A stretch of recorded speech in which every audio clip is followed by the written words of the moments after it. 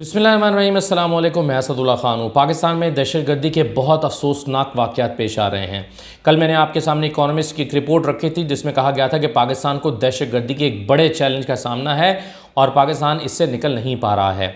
दो वाक़यात 24 घंटे के अंदर हुए हैं। एक तो आज जो अफसोसनाक वाक़या, बहुत ही अफसोसनाक वाक़या, शांगला में जो चीनी बाशिंदों पर हमला किया गया है और 5 चीनी इंजीनियर्स उसमें जाँ बहक हुए हैं, एक पाकिस्तानी भी जाँ बहक हुआ है, 6 अफराद उसमें जाँ बहक हो गए हैं। ये बहुत ही खौफनाक वाक़या है। चीनी इंजीनियर्स की या चीनी बाशिंदों की, चीनी शहरियों की जहाँ बहक, उन पर ख़ुदकुश हमला होने का वाक़या, इससे पाकिस्तान के जो बहुत बड़े बड़े प्रोजेक्ट्स हैं या मफादात हैं उसको नुकसान पहुँचता है। सीपैक पाकिस्तान का एक बड़ा मनसूबा है, उसको नुकसान पहुँचता है। SIFC, हम पाकिस्तान में इन्वेस्टमेंट लाने की बात कर रहे हैं, इन्वेस्टमेंट लाने की कोशिश कर रहे हैं, लेकिन इस तरह के वाक़यात के नतीजे में इन्वेस्टर को ये पैगाम मिलता है कि जी पाकिस्तान खुदा न खास्ता सेफ़ मुल्क नहीं है। और फिर एक वाक़या कल जो है वो तुर्बत में पेश आया, जहाँ पर नेवल जो एयरबेस है, पाकिस्तान नेवल एयरबेस, उस पर हमला करने की कोशिश की गई। अगरचे वो हमला पाकिस्तान के जवानों ने नाकाम बना दिया, लेकिन फिर भी मैसेज जो है इससे ये उभरता है कि दहशतगर्द अपने टारगेट तक पहुंच जाते हैं। और इसी तरह से गवादर पर जो पिछले दिनों पे अटैक हुआ है, ये सारे पै दर पै वाक़यात ये बता रहे हैं कि पाकिस्तान के हालात बहुत ही खौफनाक और संगीन हैं। पाकिस्तान में दहशतगर्दी, और देखें, एक तरफ मईशत का चैलेंज पाकिस्तान को बहुत बड़ा चैलेंज दरपेश है, दूसरी तरफ पाकिस्तान को दहशतगर्दी का एक बड़ा चैलेंज दरपेश है, और यही दो बड़े चैलेंज हैं। और आपने देखा था कल इकोनॉमिस्ट की रिपोर्ट ने कहा था, कल मैंने सुबह इकोनॉमिस्ट की रिपोर्ट आपके सामने रखी थी और उसमें मैंने बताया था कि दी इकोनॉमिस्ट ये कह रहा है कि पाकिस्तान को दहशतगर्दी ने और पाकिस्तान को मुआशी चैलेंजेस ने घेर रखा है और पाकिस्तान उससे निकल नहीं पा रहा। अब इस वक्त देखिए, ये चैलेंजेस और भी कड़े हो जाते हैं कि जब पाकिस्तान में अदम इस्तेहकाम हो सियासी तौर पर। यानी अगर आपके पास सियासी इस्तेहकाम नहीं है तो आप इन चैलेंजेस से आसानी से नबूरदाज़मा निमट नहीं सकते। ये नबूरदाज़मा आप हैं लेकिन निमट नहीं सकते आसानी से अगर ये चैलेंजेस जो हैं वो सियासी अदम इस्तेहकाम की मौजूदगी में दरपेश हैं। इसका मतलब ये हुआ कि पाकिस्तान में अगर मुआशी चैलेंजेस पर और दहशतगर्दी के चैलेंजेस पर काबू पाना है तो पाकिस्तान में सियासी इस्तेहकाम ज़रूरी है। और हुकूमत को ये अंदाज़ा अच्छी तरह से हो गया होगा या होना चाहिए कि ये जो वाक़यात हैं, देखें, आज का वाक़या मामूली नहीं है जिसमें चीनी अफराद, चीनी बाशिंदे जो हैं उन पर हमला किया गया। आप जानते हैं कि पहले एक चीन की एक टीम पर हमला किया गया था तो वो प्रोजेक्ट पर काम काफ़ी अरसे के लिए बंद कर दिया गया था। अब चीन के बहुत सारे प्रोजेक्ट यहाँ पर पाकिस्तान में चल रहे हैं, पाकिस्तान के प्रोजेक्ट्स हैं बेसिकली, जो चीनी हुकूमत और चीनी इंजीनियर्स की मुआवनत से चल रहे हैं। कई तरह के डैम्स पे काम हो रहा है, सीपैक पे काम हो रहा है, कई मंसूबों पर काम हो रहा है। लेकिन अगर सीपैक को ही ये दुनिया बावर कराने में कामयाब हो गई, हमारी दुश्मन कुव्वतें जो पाकिस्तान की हर वक्त मुखालफत के लिए तैयार रहती हैं, वो अगर ये बावर कराने में कामयाब हो गई कि सीपैक प्रोजेक्ट पर सफ़र करना या उसका हिस्सा बनना जो है वो ख़तरनाक है और आपका माल, आपकी जान सिक्योर नहीं है, तो कौन इस प्रोजेक्ट का हिस्सा बनेगा? कैसे ये प्रोजेक्ट कामयाब होगा? तो पाकिस्तान के लिए ये ऑप्शन ही नहीं है। ये पाकिस्तान के लिए तो ये चांस ही नहीं है कि पाकिस्तान इन मंसूबों में नाकाम हो जाए या इसको नाकामी से दो चार कर दे, क्योंकि इस पर अरबों डॉलर्स की इन्वेस्टमेंट हो चुकी है, अरबों डॉलर्स पर लग चुके हैं। तो ये मुमकिन नहीं है कि इनको अब रोल बैक किया जाए, वापस जाया जाए। इसका मतलब यह है कि पाकिस्तान ने हर हाल में इन प्रोजेक्ट्स को कामयाब करना ही है, चाहे दुश्मन को कितना ही क्यों ना खटकता रहे, उसकी आंख में, उसके दिल में कितना ही क्यों ना खटकता रहे, इसको पाकिस्तान ने हर हाल में पाया तकमील को पहुंचाना ही है। इसका मतलब ये हुआ कि पाकिस्तान में इन तमाम प्रोजेक्ट्स के लिए सियासी इस्तेहकाम की ज़रूरत है। सियासी इस्तेहकाम लाना पाकिस्तान में कोई इतना मुश्किल या नामुमकिन काम नहीं है। चंद लोगों को अपनी अनाएँ छोड़नी पड़ेंगी। शहबाज शरीफ साहब को सबसे पहले अपनी अना छोड़नी पड़ेगी। फ़ैसला करना पड़ेगा कि कोई बात नहीं, माजी की जो तलखियाँ हैं उसको भुलाना पड़ेगा और पाकिस्तान के वसी तर मुफाद में उनको दिल बड़ा करना पड़ेगा। क्या हो सकता है? देखिए, कोई हर्ज नहीं है कि आपकी अपोजिशन आपसे जो मांग रही है आप दिल बड़ा करें और वो उसको दे दें। मसलन इमरान खान क्या मांग रहे हैं? इमरान खान मांग रहे हैं कि चंद हलकों का ऑडिट होना चाहिए। वो मांग रहे हैं कि एक जुडिशल कमीशन बनना चाहिए ताकि ये पता चले कि क्या इस वक्त जो इलेक्शन हुए हैं उसके रिज़ल्ट्स क्या हैं, ये अंदाज़ा होना चाहिए। अच्छा, फिर वो क्या मांग रहे हैं? वो कह रहे हैं कि हमारी मखसूस नशस्तें हमें दी जाएँ। और वो क्या मांग रहे हैं? और वो कह रहे हैं कि रिकाउंटिंग करके 2 नंबरियाँ बंद की जाएँ। ये जो रोज़ के एक 2 नंबरियाँ लगाई हुई हैं, इसको बंद किया जाए। यही मांग रहे हैं ना। क्या ये देना नामुमकिन है? शहबाज शरीफ हुकूमत के लिए ये देना नामुमकिन है? क्यों नहीं ये कमीशन बना सकते? इमरान खान फौरी तौर पर अपने एहतजाज को कॉल ऑफ करेंगे और हिस्सा बन जाएंगे पाकिस्तान के उन बड़े मसाइल को हल करने के लिए, और कहेंगे ठीक है दहशतगर्दी का हमारा हम मिल के लड़ते हैं, आइए मीशत के चैलेंज से मिल के लड़ते हैं। क्या मुश्किल है इसमें कि अगर शहबाज शरीफ साहब कहें कि हाँ ठीक है हम इस तरह का एक फोरम तश्कील दे देते हैं ताकि कमीशन बने और उसकी वो फाइंडिंग्स निकाल लेकर आए? क्या मुश्किल है इस बात पर कि शहबाज शरीफ कहेंगे जी ठीक है हमारी हुकूमत बन चुकी है, जो सुन्नी तहत काउंसिल की सीटें बनती हैं मखसूस नशस्तें वो हम उनको दे देते हैं, हमें कोई तकलीफ नहीं है, हमें वो नहीं चाहिए। कितना मुश्किल है ये? बहुत आसान है। और कितना मुश्किल है ये कि अगर शहबाज शरीफ साहब जो हैं वो ये जो रिकाउंटिंग रोज़ाना आप करके अपने बंदे जितवा रहे हैं और इलेक्शन कमीशन उनकी बी टीम बना हुआ है, कितना मुश्किल है कि उसको रुकवाएं और कहें कि नहीं जी जो जीत गया उसका नोटिफिकेशन हो गया है, हम इस तरह से रिकाउंटिंग करके 10-10 हज़ार वोट मुस्तरद करा के अपने बंदे नहीं बढ़वाना चाहते। ये होगा आज ही मुल्क में टेम्परेचर एकदम नीचे आ जाएगा और मेरा ख्याल है अब इसके अलावा कोई रास्ता भी नहीं बचा। और मैं समझता हूँ कि हुकूमत को इमरान खान या पाकिस्तान तहरीक इंसाफ की ये बात माननी ही पड़ेगी, इसके अलावा उनके पास कोई चारा नहीं है। अगर नहीं मानेंगे और अपनी अना के घोड़े पर सवार होकर उड़ते रहेंगे तो फिर खुदा ना खास्ता पाकिस्तान की मईशत और दहशतगर्दी जैसे जो चैलेंजेस हैं उससे निपटना अकेले उस हुकूमत की बस की बात है ही नहीं जो सिर्फ 70-80 सीटें लेकर हुकूमत बना के बैठी हुई है और उसके पीछे भी अखलाकी ताकत मौजूद नहीं है, क्योंकि उसको पता है कि उसकी 10-15 सीटें भी नहीं बनती।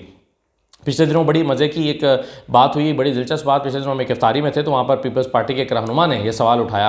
उन्होंने कहा, 8-10 जर्नलिस्ट बैठे थे, 2-3 पॉलिटिशियंस बैठे हुए थे इफ्तार पे एक जगह पर रेस्टोरेंट में। तो उन्होंने सवाल उठाया कि मुझे बताएं कि तहरीक इंसाफ कितनी सीटें जेनुइनली जीती है, सॉरी नून लीग जेनुइनली कितनी सीटें जीती है। उन्होंने सवाल उठाया तो किसी ने कुछ कहना शुरू कर दिया, किसी ने मुझे कहा नहीं हल्के बताएं, हल्के गिना के बताएं मुझे कि हाँ ये हल्का जेनुइन जीते हैं, ये हल्का जेनुइन जीते हैं। तो उस पर यह सवाल उठाना शुरू हुआ तो लोगों ने हल्के बताना शुरू किए। उन्होंने कहा, चैलेंज किया था पीपल्स पार्टी के रहनुमा ने कि आप 10 हल्के नहीं बता सकते। और उस वक्त उस मौके पर तो ये वाकई हुआ कि हम लोग जो अपने जहन और हाफजे पर जोर डाल के कोई 1-2 हल्के मैंने बताए, कोई 1-2 हल्के और किसी ने बताए, तो 10 हल्के हम पूरे नहीं कर सके जो नून लीग जीती है। हालत ये है। तो एक ऐसी हुकूमत इस तरह के चैलेंजेस से नहीं निमट सकती, उसको अपने इत्तेहादियों को, अपनी अपोजिशन को ऑन बोर्ड लेना ही पड़ेगा।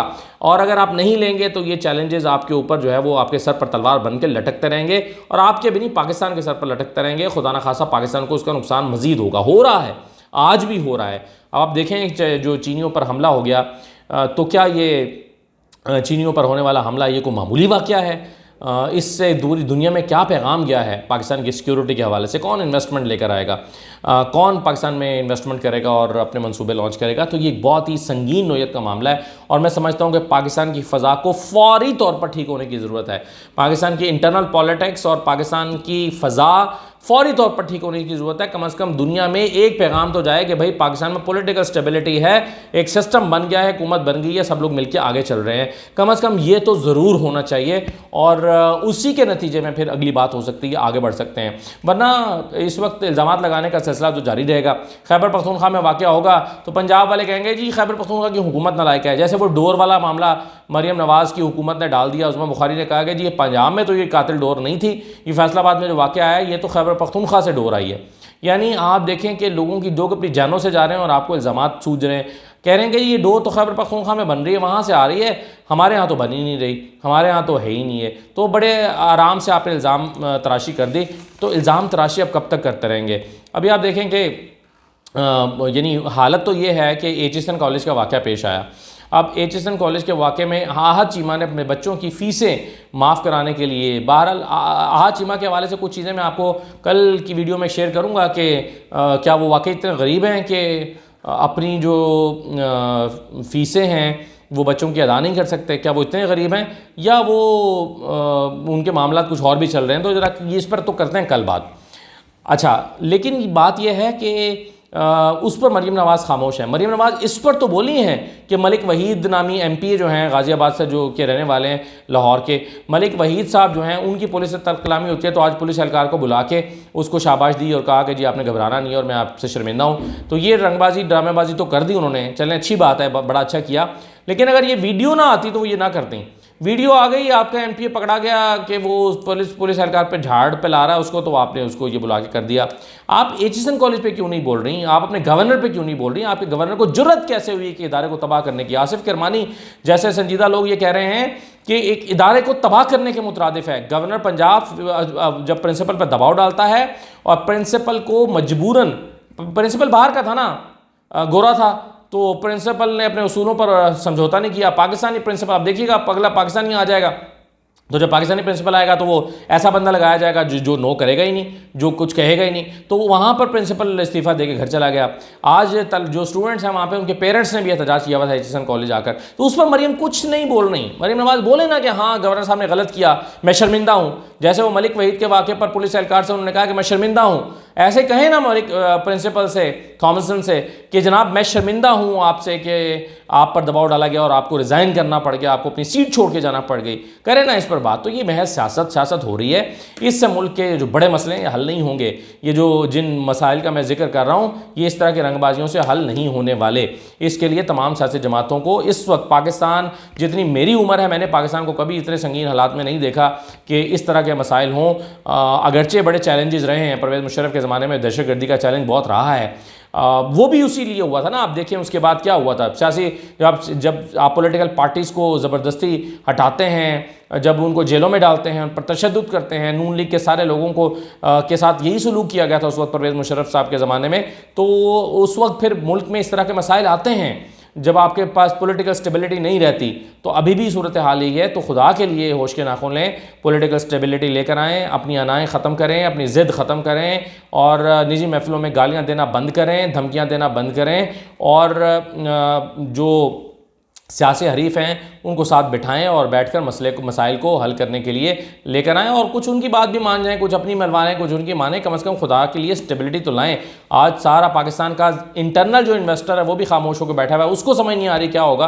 तो फॉरेन डायरेक्ट इन्वेस्टमेंट कहाँ से आनी है जो हम जिसका ख्वाब देख रहे हैं। तो इसलिए ये तमाम मसाइल हल करना बड़ा ज़रूरी है। नून लीग की हालत ये है अपनी, अब यानी हम नून लीग से मुतालबा कर रहे हैं कि नून लीग पीटीआई को साथ में लाएगी और अपने हरीफों को साथ में लाकर चलेगी। वो लोग जो एहतजाज करते हैं, जिनके का मैंडेट चोरी किया है, उन सबको साथ में लाकर चलेगी, हम ये तवक्को कर रहे हैं। दूसरी तरफ हालत यह है कि नून लीग के तो अपने लोग एक दूसरे के साथ लड़ रहे हैं, और अपने भी क्या, नवाज शरीफ और शहबाज शरीफ के दरमियान एक सख्त जंग चल रही है। जब जावेद लतीफ़ ने बयान दिए थे कि शहबाज शरीफ की हुकूमत मुद्दत पूरी करती नज़र नहीं आ रही, ये हुकूमत परफॉर्म ही नहीं कर सकती। जावेद लतीफ़ ने बयान दिए थे कि नवाज शरीफ का रास्ता रोकने के लिए ये सारा हेर फेर किया गया है, यानी शहबाज शरीफ जो है वो इस हेर फेर के नतीजे में आए हैं। फिर उन्होंने कहा था कि ख़रीदो फरोख्त हुई है सीटों की। ये सारे इल्ज़ाम जब लगा रहे थे तो एक तासुर ये है कि, और बहुत सारे लोग ये समझते हैं कि जावेद लतीफ़ ये बयानात नवाज शरीफ की ईमा पर दे रहे हैं, और अगर उनके कहने पर नहीं दे रहे तो उनकी खामोश हिमायत ज़रूर हासिल है। वरना कैसे मुमकिन है कि जावेद लतीफ़ एक दफ़ा ये कहें कि शहबाज शरीफ की हुकूमत नहीं चलेगी तो नवाज शरीफ उनको खामोश ना कराएं? कैसे मुमकिन है? कैसे मुमकिन है कि जब वो कहें कि जी नवाज शरीफ का रास्ता रोकने के लिए किया गया है तो उनको नवाज शरीफ ये ना कहें कि ऐसी बातें ना करो, माफ़ कीजिएगा। तो ये कैसे मुमकिन है कि वो उनसे कहें कि ऐसी बातें ना करो? तो इसका मतलब ये हुआ कि वो नवाज शरीफ की उनको हिमायत हासिल है। और उसके जवाब में फिर क्या हुआ? उसके जवाब में आ गए हनीफ अब्बासी साहब। जब हनीफ अब्बासी साहब आ गए तो उन्होंने ख्वाजा आसिफ को भी रगड़ दिया। ख्वाजा आसिफ जब वो बातें कर रहे थे जो शहबाज शरीफ को सूट ही नहीं करती, ख्वाजा आसिफ जब कह रहे हैं कि जनरल बाजवा और जर्नैलों को बुलाओ पार्लियामेंट के अंदर, तो ये बात शहबाज शरीफ को सूट नहीं करती। ये बात आपको समझनी चाहिए। तो जब ये शहबाज शरीफ को बात सूट नहीं करती तो ख्वाजा आसिफ को भी रगड़ दिया हनीफ अब्बासी ने आके। हनीफ अब्बासी साहब ने आके जावेद लतीफ़ को भी रगड़ दिया। तो साफ नज़र आता है कि जावेद लतीफ़ शहबाज शरीफ के कहने पर ये कर रहे हैं, नवाज शरीफ के कहने पर, और हनीफ अब्बासी जो है वो शहबाज शरीफ के ये कहने पर कर रहे हैं। तो साफ नज़र आता है कि नवाज शरीफ और शहबाज शरीफ का जो ग्रुप के लोग हैं वो एक दूसरे पर हमलावर हैं और अपने अपने लीडर्स के कहने पर हमलावर हैं। तो जहाँ हालत ये है एक जमात की कि वो आपस में ही लड़ रही है, वो जमात दूसरों को बिठाने के लिए उसके लिए आसान नहीं है। मैं मानता हूँ इस बात को, लेकिन पाकिस्तान के मसाइल बड़े हैं, पाकिस्तान के चैलेंजेस बड़े हैं, और पाकिस्तान के मसाइल और चैलेंजेस को हल करने के लिए खुदा के लिए दाखिली इस्तेहकाम और सियासी इस्तेहकाम हासिल करने पर तवज्जो दें, वरना खुदा न खास्ता डर यह है कि आप इन मसाइल पर काबू नहीं पा सकेंगे। इजाज़त दीजिए, अल्लाह हाफ़िज़।